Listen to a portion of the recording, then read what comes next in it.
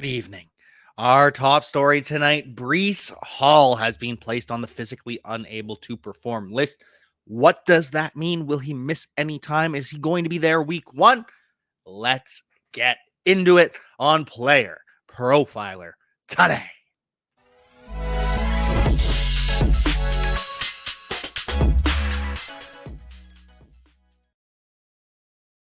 Yes, unfortunately, Breece Hall has been placed on the physically unable to perform list. And now, this is not a good thing.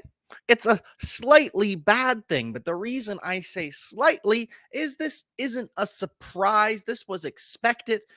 Basically, with Breece Hall coming off the ACL, there were two paths at this point. Path number one was really, really good news, was that he would not be on the physically unable to perform list. He would be full go. That would have been good news.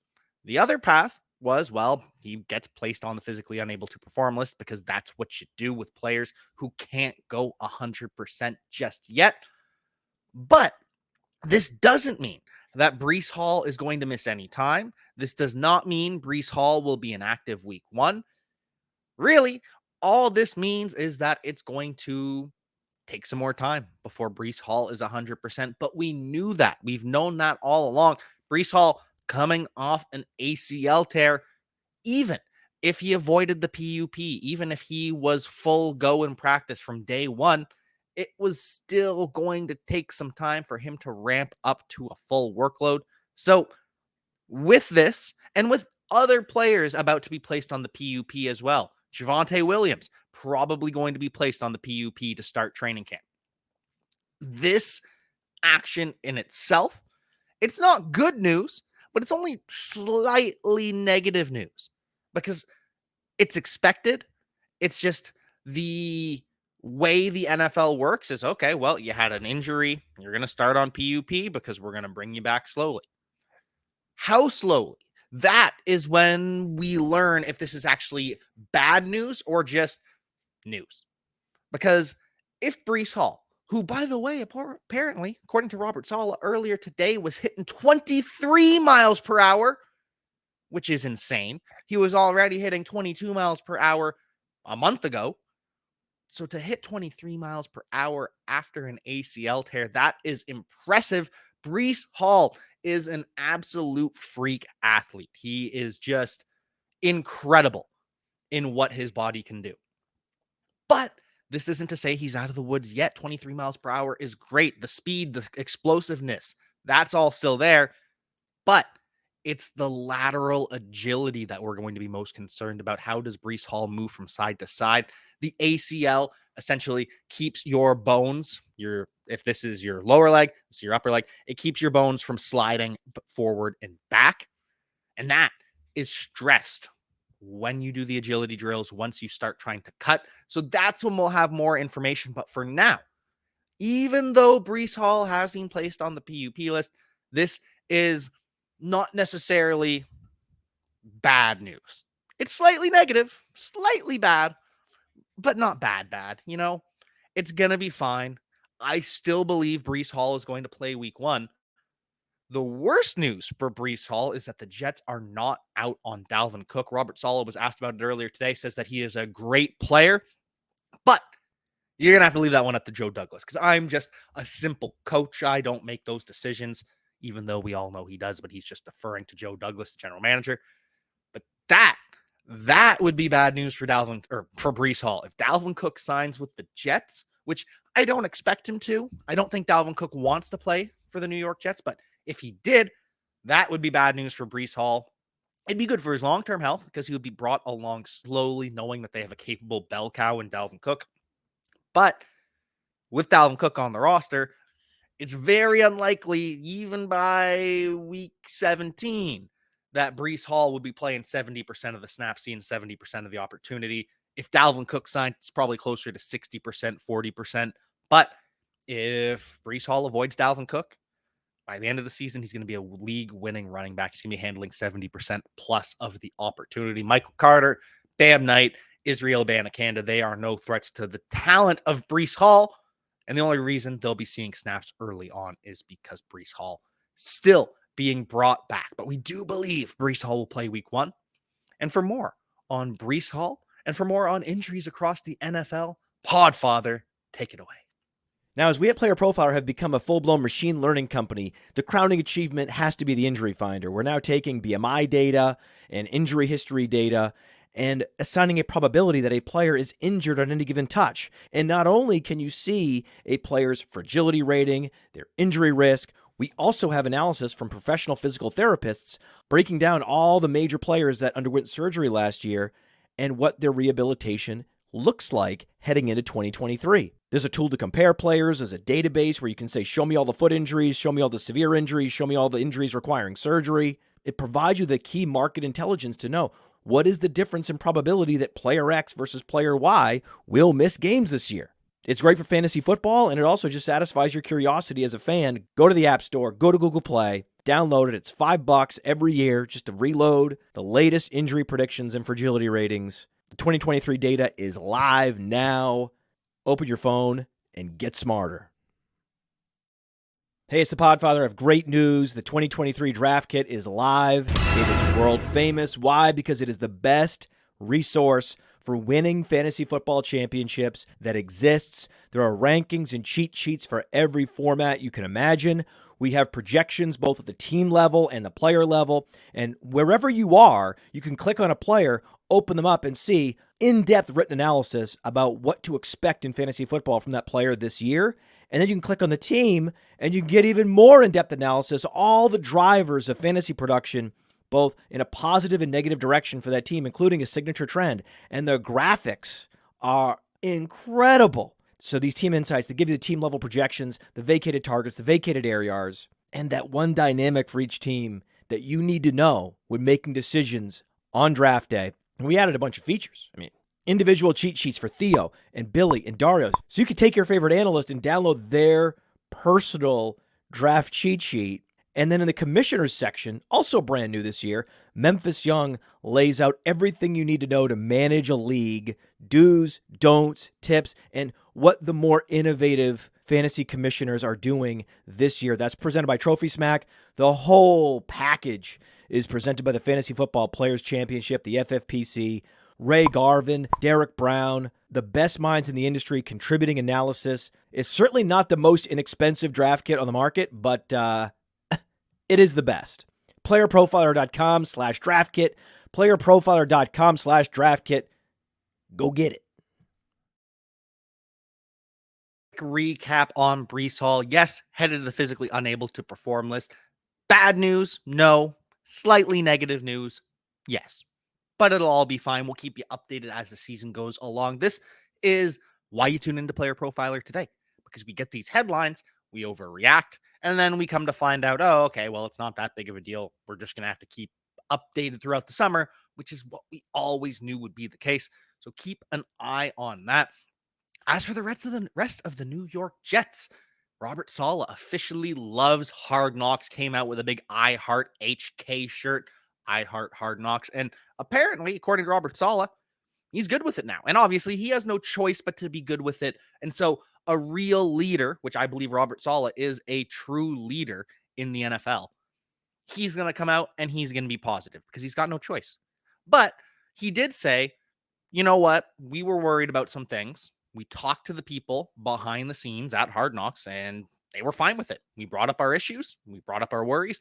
They said, okay, we're not going to film players getting cut. If you don't want to show players getting cut, we'll respect your wishes. And so it looks like it's going to be a copacetic relationship. It's going to be a fun Hard Knocks with Aaron Rodgers, with Breece Hall, seeing how he recovers, seeing how Aaron Rodgers adjusts to the New York Jets. Alan Lazard says he's basically a coach at this point because he knows the system, played in that Aaron Rodgers system for his entire career. So he's helping teach these wide receivers. And one of the wide receivers he's teaching is Garrett Wilson. Garrett Wilson, a quote today, and it was all good from Robert Saleh. He's so explosive. He's so elite. We just have to wait and work on the continuity between him and Aaron Rodgers. So they're not off to a great start, Garrett Wilson and Aaron Rodgers. Obviously, you don't expect them to be lighting the world on fire from day one, but just something to know. We know Aaron Rodgers can be a little bit picky, a little bit finicky about his wide receiver play. So we'll keep an eye on that. Keep an eye on Zach Wilson as well. He's battling to be the QB2 behind Aaron Rodgers. He has to beat out Tim Boyle.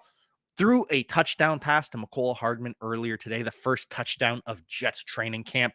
Good news, but overall, the offense kind of looked stagnant. And that's because the cornerbacks, which they might have the best cornerback duo in the NFL in Sauce Gardner and DJ Reed. Michael Carter, pretty damn good in the slot too. Yes, the other Michael Carter the second. But Michael Carter, Sauce, DJ Reed, and the defensive ends, because they have loaded up on edge rusher. They drafted one in the first round. They already have Carl Lawson. They already have Jermaine Johnson from last year, who they took in the first round too. They dominated in practice. So Jets offense didn't look so great compared to the defense, which is one of the better ones in the NFL. And I think it's going to be even better this season for the New York Jets. But the Jets also subtracted from their roster. They got rid of Denzel Mims. We reported yesterday that Denzel Mims was going to be cut by the New York Jets. Instead, the Jets decide, hey, let's see if we can get absolutely anything for this former second round pick. And the Lions play ball. The Lions end up sending a 6th round pick in 2025, a conditional 6th round pick in 2025. So if Denzel Mims makes the Detroit Lions roster, then the Jets get a 6th.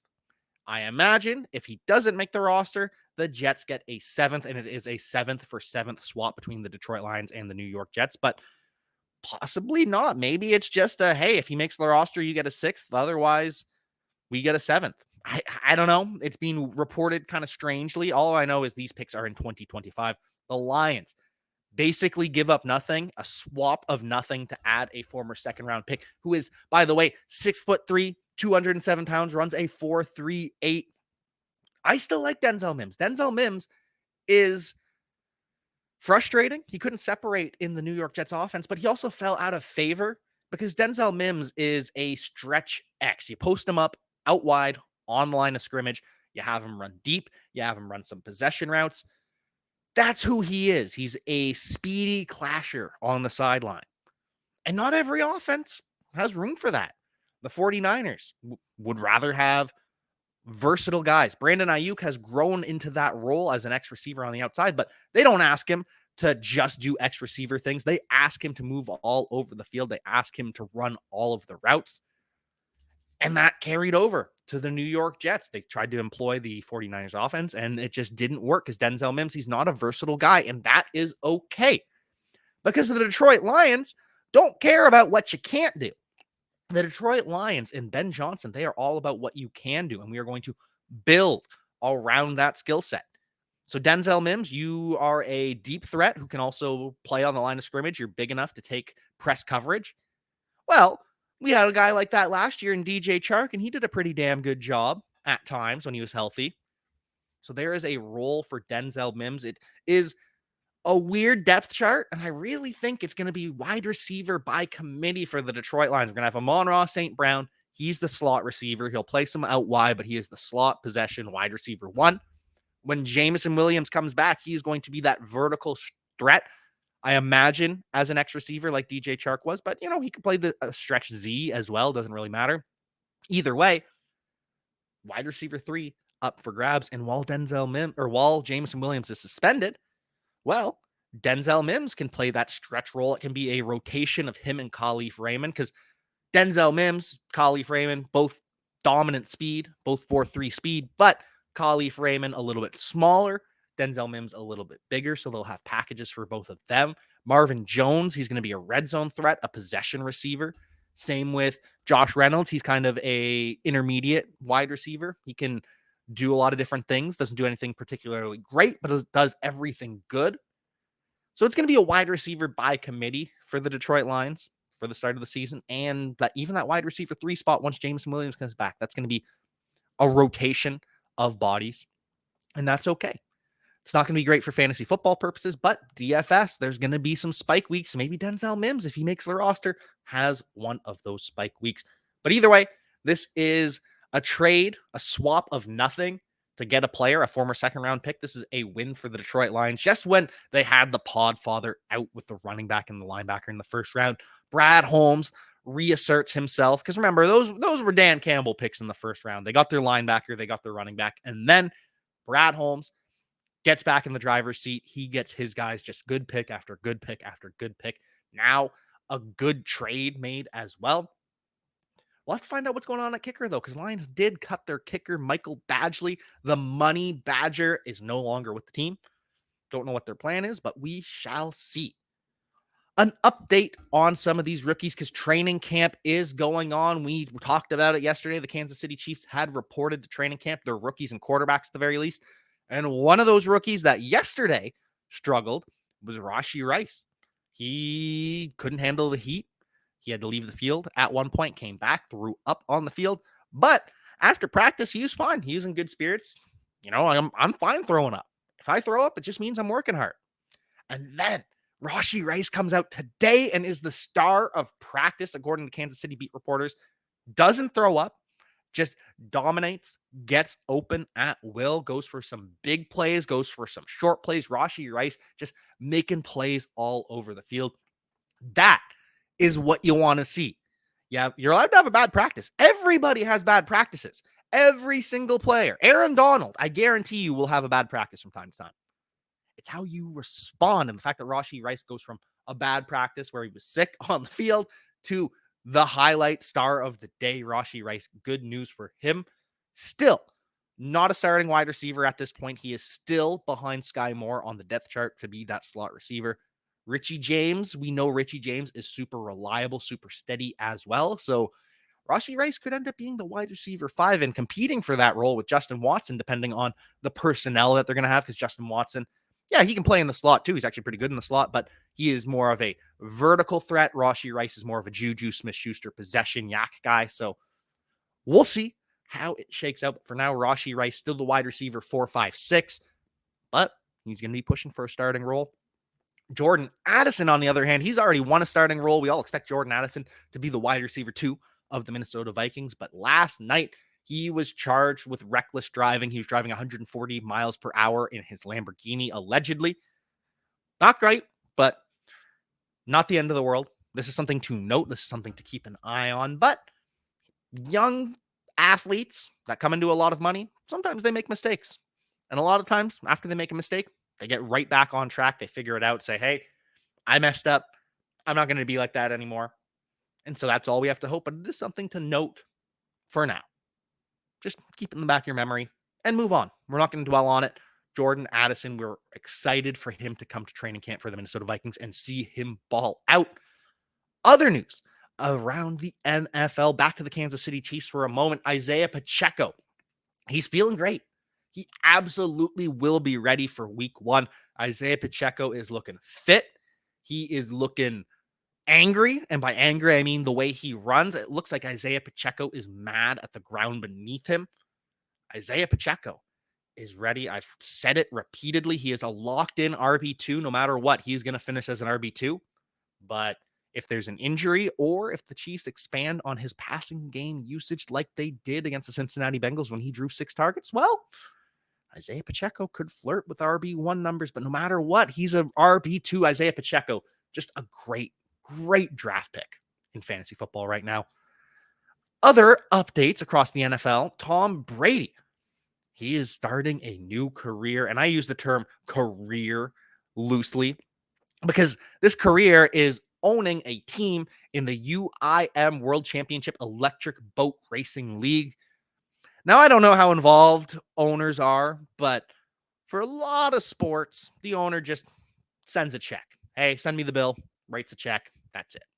So I don't know if it's an actual full career. I don't know how much Tom Brady's going to be involved in the UIM World Championship Electric Boat Racing League. Obviously, he's going to attend the events, but just another potential indication that Tom Brady probably not coming back, even if some of his Tampa Bay Buccaneers teammates believe and hope he'll come back. I just don't see it. We have some other updates, including Tom Brady's former team, the New England Patriots. Not only did they bring in Leonard Fournette, they also brought in Darrell Henderson, former running back for the Los Angeles Rams. Had a cup of coffee with the Jacksonville Jaguars after he was waived last year. Now, I've never been the biggest Darrell Henderson fan. I mean, I suppose I was as a rookie, and then he quickly flamed out and disappointed me. But the fact that the Patriots are bringing in veteran backs, they want someone to fill this James Robinson role. They thought it was going to be James Robinson, where he can spell Ramondre Stevenson for periods of time. James Robinson couldn't be healthy, and so they ended up moving on from him. If it's Darrell Henderson, I'm a lot happier than if it's Leonard Fournette. Because if it's Leonard Fournette, Ramondre Stevenson, he's not finishing as an RB1. He'll be an RB2 at best, and he might even fall out. He's probably not falling outside of that.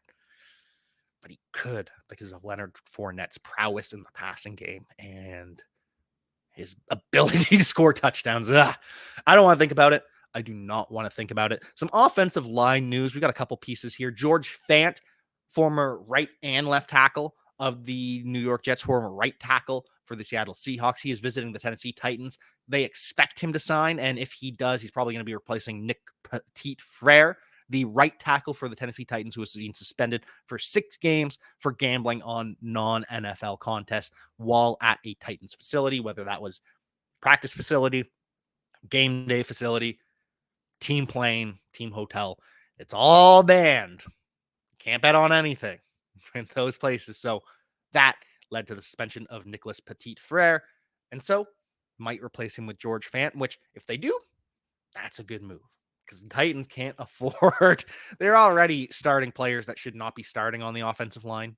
Daniel Brunskill, one of them. So I hope they do sign George Fant, give Ryan Tannehill some sort of protection. We also have the Eagles signing Dennis Kelly to be their swing tackle. They lost Andre Dillard, who signed with the Tennessee Titans to play left tackle, former first-round pick who was beat out by Jordan Mailata. So they replace him with Dennis Kelly. This is a downgrade, but it's a downgrade at swing tackle. And even so, Dennis Kelly, he can step in as a starter for a couple games. He's done it for the Tennessee Titans. What a flip-flop that this is. Final piece of information. Well, final 2. They're kind of related, though.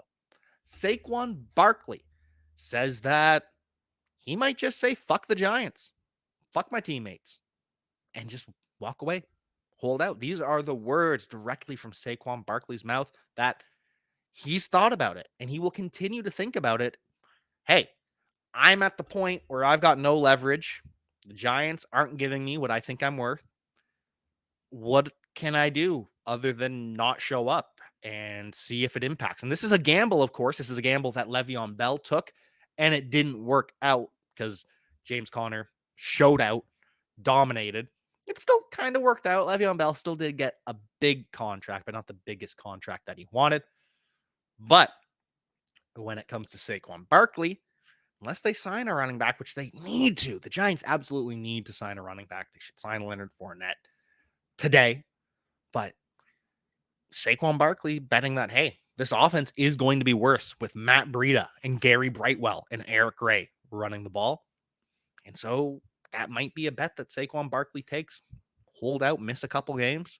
I still think he's going to be back before week 1, but he's thinking about it. He's thinking about it. He's talking about it.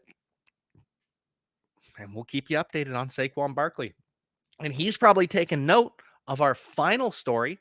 The Green Bay Packers announced that they received the Green Bay Packers announced that they received $374.4 million in national revenue from the NFL. And that is the money that the NFL gives to all 32 teams, split evenly amongst the 32 teams, because that's what they made from the TV deals and all that jazz, ticket sales, whatever. But $374.4 million to the Packers, which equals $11.98 billion for all 32 teams of the NFL to split evenly. That is up 52% since 2013. That's including adjusting for inflation. When you adjust for inflation, in 2013, every team got $188 million. This year, every team got $374 million. What an incredible, incredible jump. Over double in 10 years. And you have to imagine that these running backs see, hey, the NFL's making all this money. When are we going to get a piece of the pie? And unfortunately, the answer is not until 2030 when the CBA is back up for negotiation. But until then, best of luck to all the running backs. And I guess congrats to the NFL teams for all their money. Hey, you like that video? Be sure to subscribe and activate those alerts so you get notified as soon as new videos drop. And be sure to check out PlayerProfiler.com. We have all the tools for you to dominate every type of fantasy league. We have a draft kit, Dynasty Deluxe, data analysis, DFS Dominator, and don't forget the player rankings to rule them all.